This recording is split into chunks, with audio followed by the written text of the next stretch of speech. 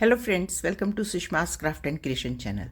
Friends, आज मैं आपको नीडल के साथ एक बहुत ही यूनिक एजिंग बनाना सिखाऊंगी। तो ये मैंने नीडल नंबर 6 लिए है और एंकर की 6 स्ट्रैंड मैंने इसमें डाल लिए हैं और दूसरी तरफ गांठ भी लगा ली है। अब देखें इसको मैं कैसे शुरू करती हूँ।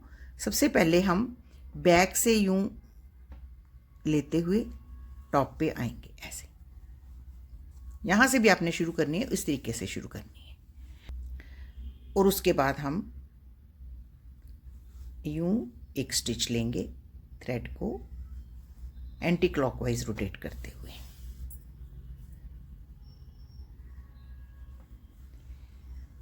अब हम डिस्टेंस को मेंटेन करेंगे और एक और स्टिच लेंगे इसी तरीके से।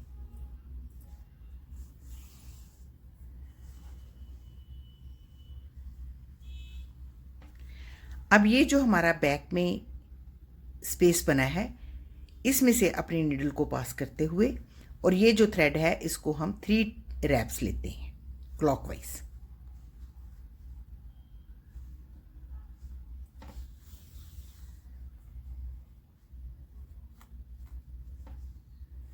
और दोबारा से इसी स्पेस में से फिर से नीडल को पास करते हुए थ्रेड को यूं एंटी क्लॉकवाइज रोटेट करेंगे।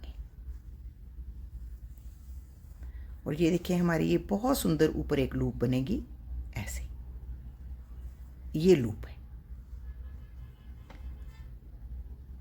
ठीक।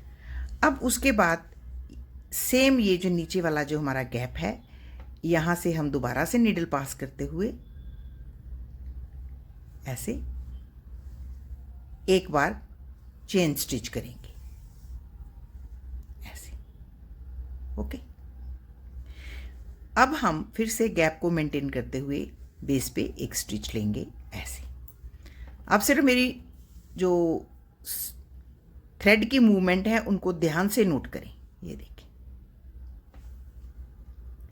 अब उसके बाद हम ये जो ऊपर लूप बनाई थी, इस लूप में से अपने नीडल को पास करेंगे और यूं स्टिच लेते हुए यहाँ अटैच करेंगे, ऐसे। तो ये हमारा एक स्पेस क्रिएट हो रहा है।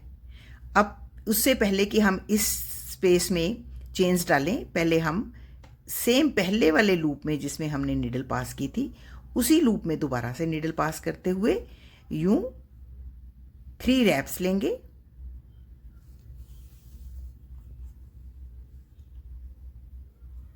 और उसी लूप में से दोबारा पास करते हुए थ्रेड को यूं एंटी क्लॉकवाइज घुमाते हुए एक लूप बना लेंगे, ऐसे। टॉप पे लूप बन गई, ये लूप है।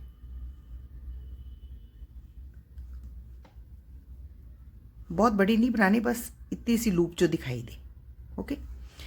अब ये जो हमारा स्पेस बनी थी पहले, ये वाली, इसमें हम 3 टाइम चेन करेंगे। एक बार, 2 बार और 3 बार।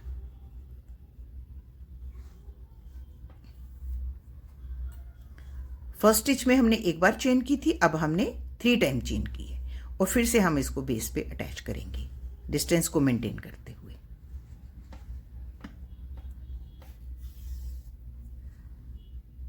ऐसे।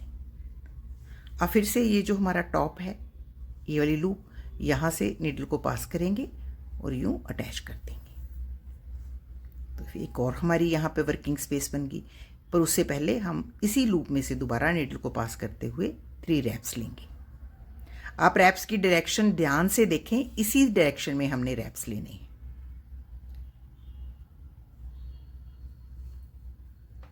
और फिर से इसी लूप में से पास करते हुए इस स्टिच को ऐसे। और ये जो हमारा स्टिच है इसको हम ऐसे रोटेट कर लेंगे। ये देखो, ये वाला स्टिच है ना, इसको हम नीडल के इस साइड ले जाते हैं, लेफ्ट साइड पे, और फिर इसको यहाँ पे पकड़ लेते हैं और फिर लूप बनती है, ऐसे। ऐसे लूप बनानी बहुत आसान होती है, ऐसे। ये देखिए, ये लूप बन गई।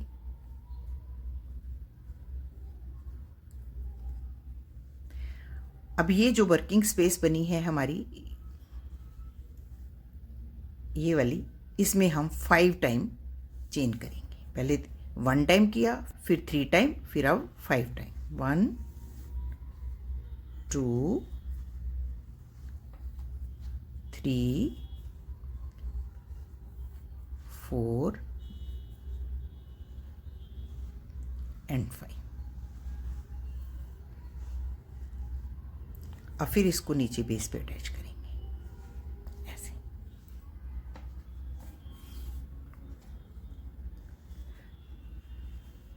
अगर हमने इसी साइज़ की लेस बनानी है, एजिंग बनानी है, तो इसी तरीके से रिपीट करते जाएंगे। लेकिन मैं इसको थोड़ी सी ब्रॉड बना के दिखाऊंगी आपको, ताकि कभी कभी कहीं कहीं आपके जो प्रोजेक्ट्स होते हैं उनमें ब्रॉड लेस भी सुंदर लगती है। तो हम एक बार फिर से इसी लूप में से नीडल पास करते हुए यूं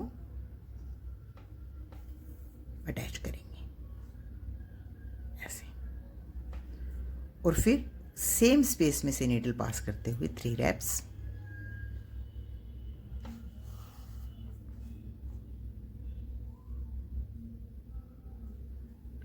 फिर सेम स्टिच में से पास करते हुए यूं, और फिर इसको ऐसे पकड़ के लेफ्ट हैंड साइड की तरफ एक लूप बना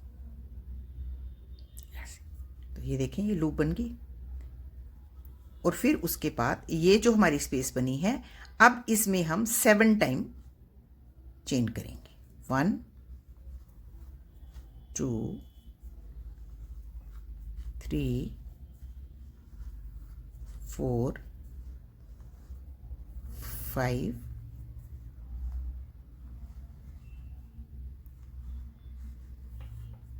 6 और ये 7।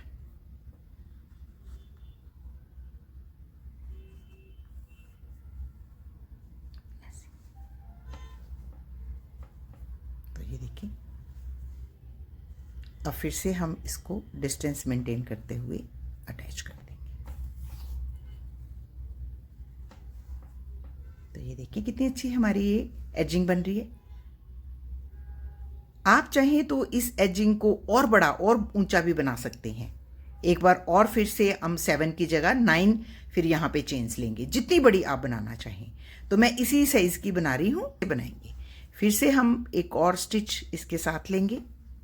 अब इसी पॉइंट पे पहुंच गए, यहाँ पे हमने इसको स्टार्ट किया था ऐसे।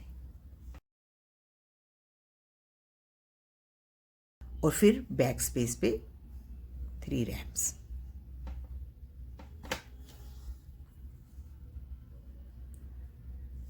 और फिर सेम स्पेस में यूं एंटी क्लॉकवाइज घुमाते हुए एक लूप, और फिर ये जो हमारा गैप बना है इसमें एक चेन, और फिर बेस पे दोबारा से अटैच।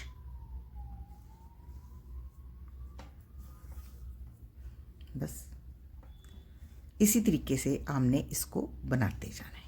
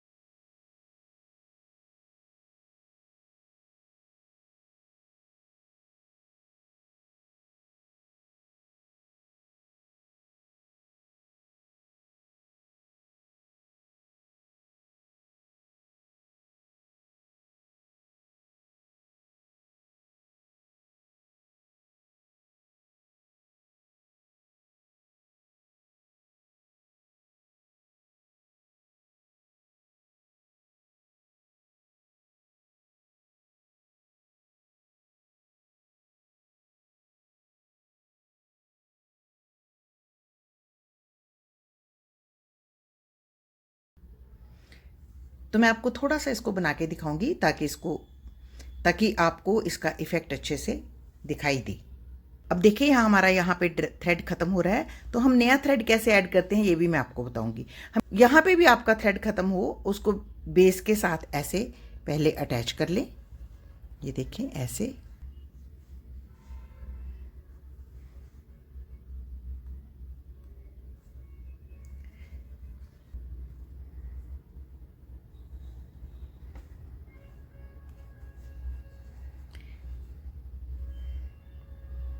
यूं अटैच करने के बाद हम इसको बैक पे ले जाकर बीच बीच में ही वीव कर देंगे, क्योंकि हर पॉइंट गांठ होती है तो ये खुलने का डर नहीं रहता।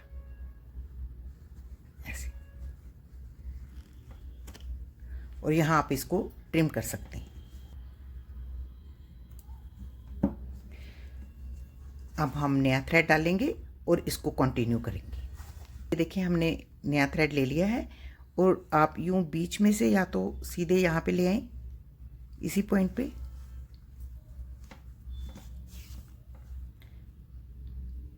और यहाँ से इसको निकाल और फिर नेक्स्ट पॉइंट पे आप जैसे वर्क कर रहे हैं उसी तरीके से वर्क करते जाएं ऐसे। तो देखिए फ्रेंड्स, ये हमारी कितनी ब्यूटीफुल एजिंग बनी है। इसे रांडा ऑफ मोरक्को भी बोलते हैं, लेकिन वो लोग इसको राइट से लेफ्ट की तरफ करते हैं, लेकिन मैं इसको लेफ्ट से राइट की तरफ करती हूँ। तो ये मेरे स्पेशल नीडल प्रोजेक्ट्स हैं। इस ब्यूटीफुल सी एजिंग को आप अपने किसी भी प्रोजेक्ट में एम्बेलिश कर सकते हैं, जैसा कि अपने table clothes, cushion covers, pillow covers, backside tables, even अपने स्लीव्स पे, अपने नेक लाइन्स पे, कहीं पे भी आप इनको एम्बेलिश कर सकते हैं। तो अगर आपको मेरा आज का ये ट्यूटोरियल अच्छा लगे तो प्लीज़ इसको अपने फैमिली और फ्रेंड्स के साथ जरूर शेयर करें और मेरे चैनल को सब्सक्राइब करना ना भूलें। Thank you so much. Bye bye.